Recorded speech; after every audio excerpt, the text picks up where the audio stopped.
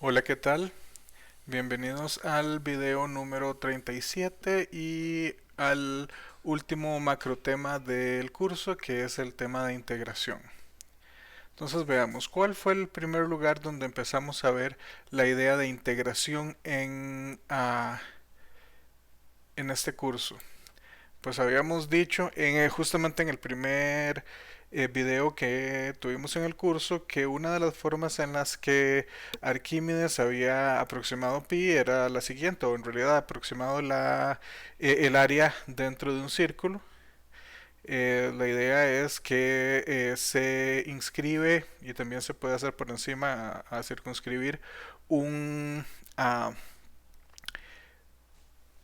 un polígono regular, y ese polígono regular lo que hacemos es que calculamos o sea, dibujamos todos los triángulos isósceles que hay, donde la base es uno de los lados del polígono y el otro vértice es el centro del círculo, y si abrimos estos triángulos podemos calcular fácilmente el área de cada triángulo y multiplicarlo por el número de triángulos y obtenemos una aproximación del área. Y la idea ahí era que si aumentábamos el número de triángulos y lo volvíamos a aumentar, entonces cada vez el área del círculo se iba a aproximar más al área de estos triángulos. Nuevamente, acordémonos que Arquímedes vivió durante el periodo de las guerras púnicas, y eso es siglo tercero antes de Cristo, es decir, muchísimo antes de que empezáramos a hablar de lo que son realmente integrales, de lo que es el cálculo integral. Sin embargo, esta idea es esencialmente la idea que a mediados del siglo XIX Riemann toma para el cálculo de integrales. Bueno, ¿qué es lo que vamos a ver? Vamos a ver la integral como el área bajo la curva. Entonces, si tenemos una función definida y es el intervalo donde está definido incluye el intervalo cerrado AB, entonces vamos a ver vamos a llamarle a la integral de f de a b el área bajo la curva justamente entre el punto A y el punto B. Es decir, lo que está ahí en un rojito clarito, como naranja. Eh, Esa área es la que vamos a querer aproximar. Entonces veamos cuál sería la idea. Tenemos esta área, que es esencialmente lo que hicimos fue tomar el gráfico anterior y quitarle un par de cosas para que nada más esté el área que nos interesa. Y una de las cosas que podemos hacer es, bueno, primero que nada, partimos eso en una cierta cantidad de intervalos y podemos fácilmente calcular el área de ciertos rectángulos. En este caso podemos calcular por encima el área de estos rectángulos, donde la base es cada uno de esos subintervalos. Por cierto, esto se va a llamar una partición y ahorita vamos a definirlo de una manera un poco más formal, pero en esta partición cada uno de los subintervalos de AB que estamos tomando van a ser las bases de esos rectángulos, y las alturas son el punto máximo de la función en ese intervalo dado. Y si lo hacemos por arriba, también podemos hacerlo por abajo, ¿verdad? Entonces aquí tenemos un nuevo conjunto de rectángulos con las mismas bases, y en este caso las alturas son el valor mínimo de la función en ese subintervalo. Esos de hecho son casos particulares de la forma en la que lo podemos hacer, pero nos va a servir. Una de las cosas que es interesante ver es que la diferencia entre esas dos aproximaciones la podemos calcular. En este caso hace falta notar el hecho de que la función que estamos analizando es una función monótona, en este caso es una función creciente, pero si nosotros tenemos una función monótona, ¿qué es lo que sucede? Lo que podemos ver es que la diferencia entre estas dos aproximaciones es esencialmente Longitud de las bases, en este caso estamos tomando lo que se llama una partición uniforme. ¿Eso qué quiere decir?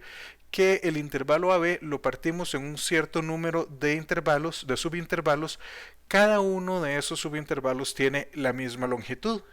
Entonces por eso nos queda esto tan bonito. Esto es simplemente la longitud de esos intervalos y la altura de este rectángulo es la diferencia entre el punto máximo y el punto mínimo de la función. Es importante que notemos que en este caso podemos hacer esto porque la función es monótona. ¿Y qué sucede? Pues claramente vamos a ver que en un lado tenemos una aproximación por exceso, o sea, los rectángulos celestes son los que se dan por exceso y los triángulos no es anaranjado, eso es más como rosado, pero veamos, los triángulos en rosado son una aproximación por defecto, es decir, una aproximación a la cual le hace falta todavía un poquito para llegar a esa integral. Entonces la integral está en algún punto en el medio de esos dos valores. ¿Y cuál es la diferencia entre esos dos valores? Bueno, como ya dijimos, es eh, la base de este rectángulo, que es básicamente la longitud del intervalo AB dividida entre n, donde n es el número de intervalos que tomamos, por la altura de ese rectángulo, que es el punto máximo menos el punto mínimo de la gráfica. Claro está, esta diferencia entre en este caso sería f de a y f de b, el valor f de b menos f de a, que sería justamente esta altura, no cambia sin importar cuál sea la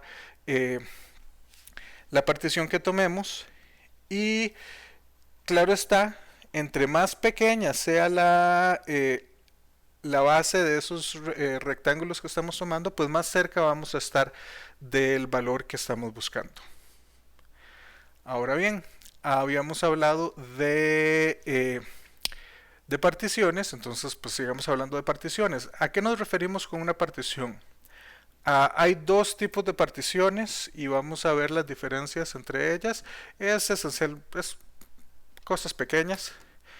La definición de una partición o de una n partición, aunque el n no lo vamos en realidad a estar mencionando mucho porque se va a dar por supuesto, pero una partición es una n más un tupla, o sea, es un conjunto ordenado de n más un números, donde el primer número, el x0, es el primer punto del intervalo A, el último xn es el extremo opuesto del intervalo B y el resto va creciendo. Vean que en estos momentos una partición no tiene por qué ser uniforme como lo era en el ejemplo anterior. No, eso no es necesario. Sin embargo, con frecuencia cuando hagamos ciertas aproximaciones, esa va a ser una buena manera de ver esas aproximaciones. O sea, es una manera práctica de verlo, la partición uniforme.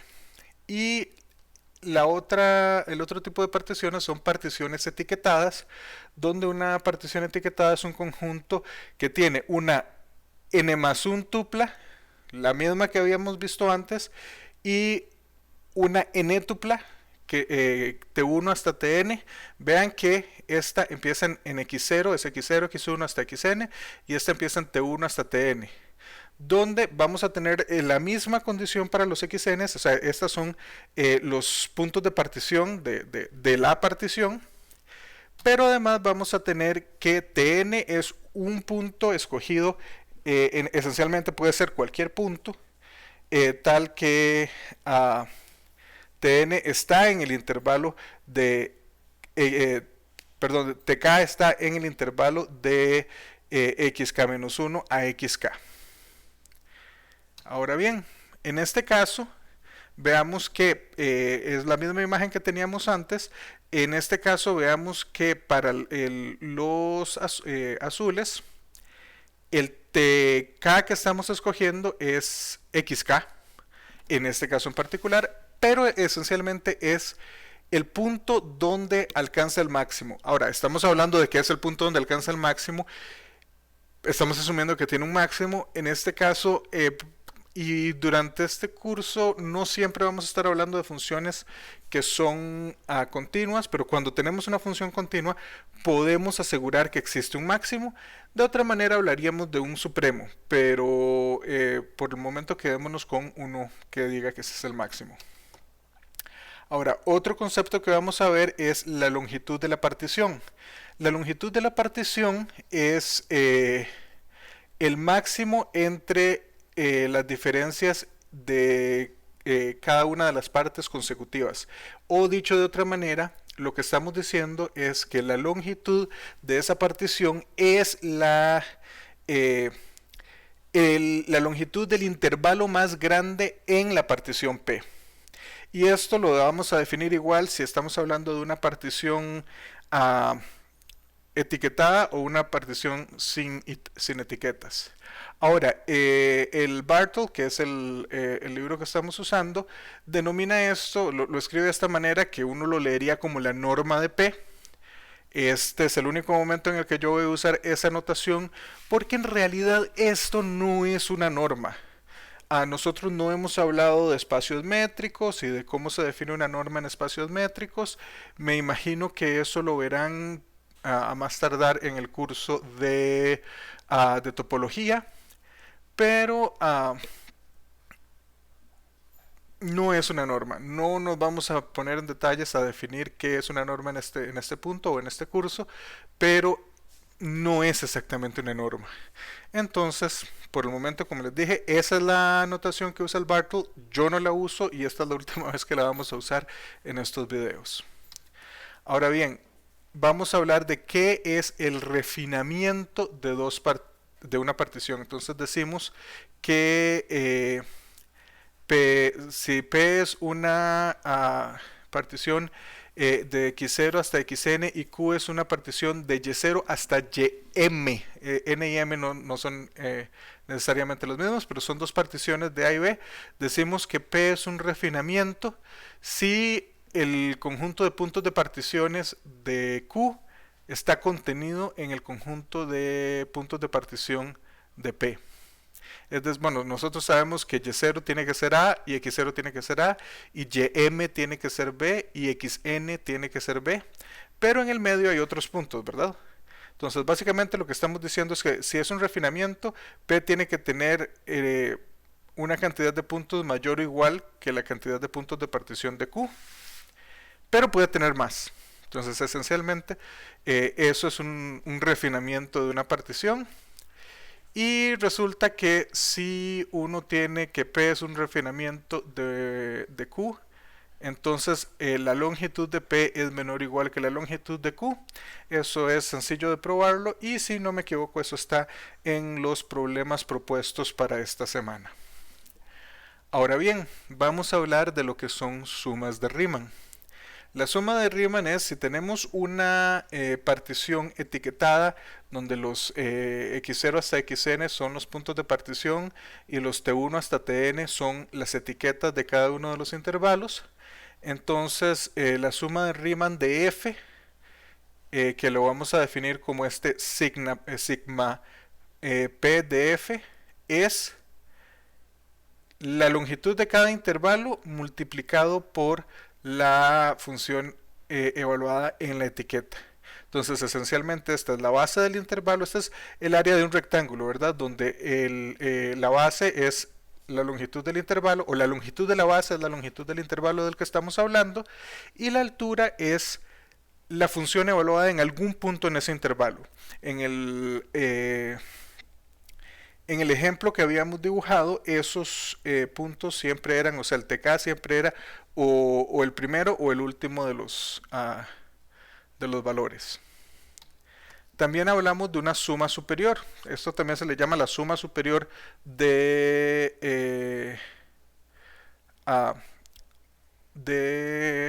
Riemann. Y lo que tenemos es que en este caso vamos a hablar del supremo. una cosa que no estamos hablando acá, pero si f es si f es una función integrable, y todavía no hemos definido lo que es una función Riemann integrable, pero lo vamos a definir en un momento, f necesariamente tiene que ser una función acotada.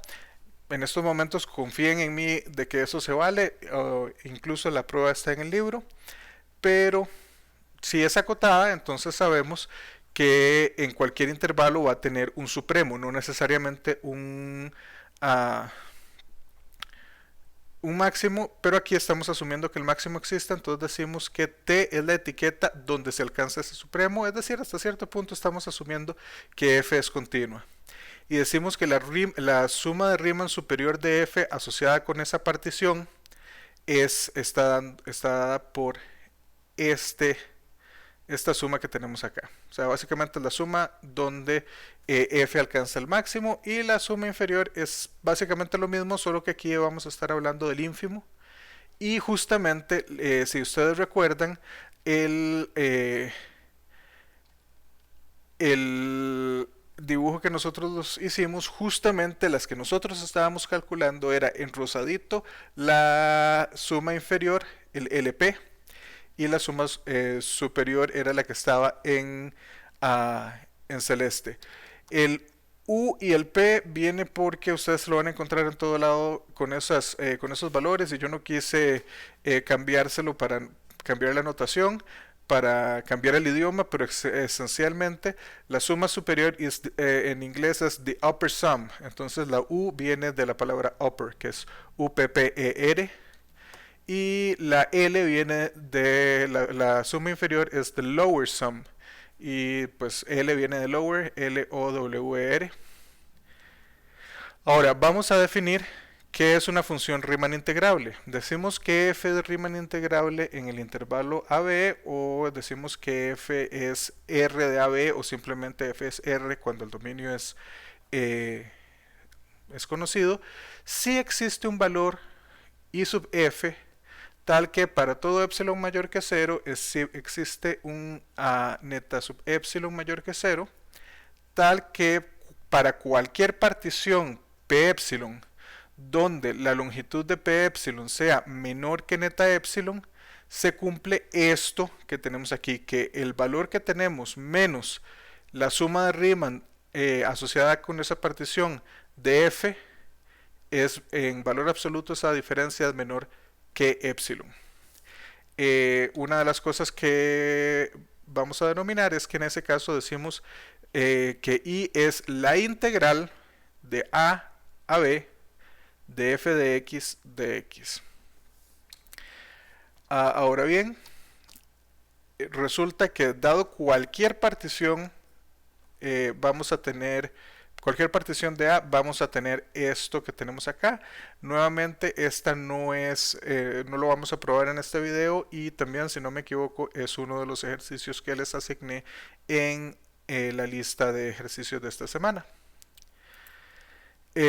También una de las cosas que podemos ver es que si es Riemann integrable, monótona, no negativa, y P es cualquier partición, entonces esta diferencia que tenemos acá, que es la integral desde AB de f de x de x menos la suma de Riemann asociada con la partición P de f en valor absoluto, eso va a ser menor o igual que la diferencia entre el punto máximo y el punto mínimo, es decir, como es una función monótona, eso sería f de a menos f de b por la longitud de p.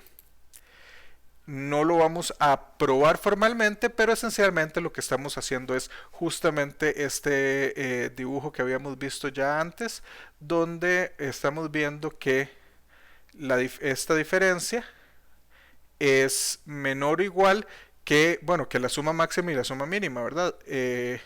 Entonces, aquí lo que vamos a tener justamente, como habíamos dicho, la altura de esto es justamente valor absoluto de f de a menos f de b, y la base es la longitud de p. Hay una cosa que quería mencionarles, porque puede que se lo encuentren en algún lado, aunque no lo vamos a ver en este curso, que habla sobre la variación de f. Entonces, ¿qué sucede cuando nosotros no tenemos una función que sea estrictamente monótona? Sí, sino que puede ser, digamos, como el seno que sube y baja, o cualquier función que sea creciente en un trecho y decreciente en otro, etcétera. Entonces definimos la variación, ese var se lee como la variación de f es el supremo sobre p, donde p es la partición, de la suma eh, de f evaluado en el intervalo superior, en el punto superior del intervalo menos en el punto inferior del intervalo. Entonces, esencialmente, ¿qué es lo que vamos a hacer acá? Esta suma, si fuese creciente o decreciente, eso sería el valor absoluto de f de a menos f de b. Este supremo se toma sobre todas las posibles particiones del intervalo AB. Y como les dije, no vamos a entrar en mucho detalle al respecto, pero en general cuando la variación es un número finito, porque perfectamente ese supremo podría no existir, o sea, podría ser que nosotros tuviésemos una función para la cual esto no estuviera acotado. Ejemplo de una función como tal, nosotros habíamos visto la función f de x igual seno de 1 entre x para x distinto de 0 y 0 para x igual 0. Resulta que esa función en el intervalo 0,1 no tiene variación acotada. Si nosotros calculamos esto, es fácil probar que esa variación es infinita. Sin embargo, cuando tenemos que esa variación es finita, o sea que esto nos da un número real y no se va para infinito, entonces decimos que f es de variación acotada.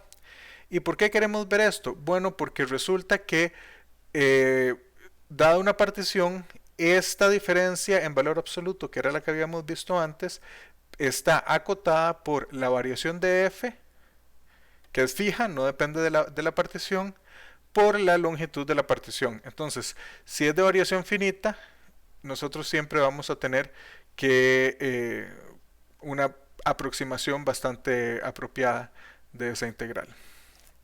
Entonces, por aquí terminamos este video y en el próximo video vamos a hablar de las propiedades de la integral de Riemann. Hasta entonces, que estén bien.